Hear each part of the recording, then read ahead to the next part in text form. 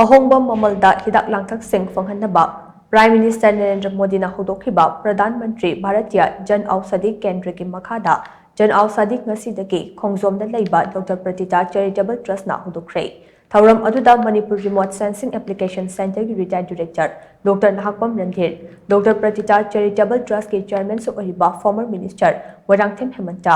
ISTVꯒꯤ executive member B Naobi Sharma ꯑꯃꯗꯤ IBꯒꯤ retire PRO Longjam ꯄ꯭ꯔꯤꯌꯣꯀꯨꯃꯥꯔꯅ ꯃꯔꯨꯑꯣꯏꯕ ꯃꯤꯆꯨꯡꯂꯦꯟꯁꯤꯡ ꯑꯣꯏꯅ ꯁꯔꯨꯛ ꯌꯥꯈꯤ꯫ ꯊꯧꯔꯝ ꯑꯗꯨꯒꯤ ꯁꯔꯨꯛ ꯑꯃ ꯑꯣꯏꯅ ꯖꯟ ꯑꯧꯁꯥꯙꯤ ꯁ꯭ꯇꯣꯔ ꯍꯥꯡꯗꯣꯛꯂꯗꯨꯅ ꯗꯣꯛꯇꯔ ꯄ꯭ꯔꯇꯤꯇꯥ ꯆꯦꯔꯤꯇꯦꯕꯜ ꯇ꯭ꯔꯁꯠꯀꯤ ꯃꯦꯅꯦꯖꯤꯡ ꯗꯤꯔꯦꯛꯇꯔ ꯗꯣꯛꯇꯔ ꯃꯣꯅꯤꯀꯥ ꯃꯣꯏꯔꯥꯡꯊꯦꯝꯅ ꯍꯥꯏ ꯃꯤꯅꯤꯁꯇ꯭ꯔꯤ ꯑꯣꯐ ꯀꯦꯃꯤꯀꯦꯜ ꯑꯦꯟड ꯐꯔꯇꯤꯂꯥꯏꯖꯔꯁꯀꯤ ꯗꯤꯄꯥꯔꯠꯃꯦꯟꯠ ꯑꯣꯐ ꯐꯥꯔꯃꯥꯀ꯭ꯌꯨꯇꯤꯀꯦꯜꯁꯀꯤ ꯃꯈꯥꯗ ꯍꯤꯗꯥꯛꯁꯤꯡ ꯑꯁꯤ ꯐꯪꯍꯟꯅꯕ ꯇ꯭ꯔꯁꯠ ꯑꯁꯤꯅ ꯄ꯭ꯔꯄꯣꯖ ꯇꯧꯕꯗꯒꯤ ꯒꯚꯔꯟꯃꯦꯟꯠ ꯑꯣꯐ ꯏꯟꯗꯤꯌꯥꯅ ꯑꯌꯥꯕ ꯄꯤꯗꯨꯅ ꯁ꯭ꯇꯣꯔ ꯑꯁꯤ ꯍꯥꯡꯗꯣꯛꯄꯅꯤ ꯍꯥꯏꯅꯁꯨ ꯃꯍꯥꯛꯅ ꯃꯈꯥ ꯇꯥꯅ ꯐꯣꯡꯗꯣꯛꯈꯤ꯫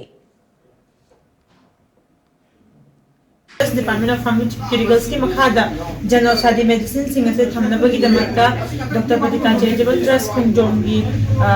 साइट की अपने प्रपोजल थाजरगा गवर्नमेंट ऑफ इंडिया ने याबिरकदगी अखोइना जन औषधि स्टोर से हंगबने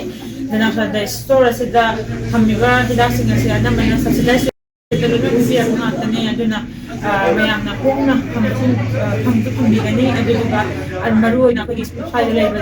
खुंजोम सर्कल मफम से इचिन इमा इबेल कानम से लौबियो।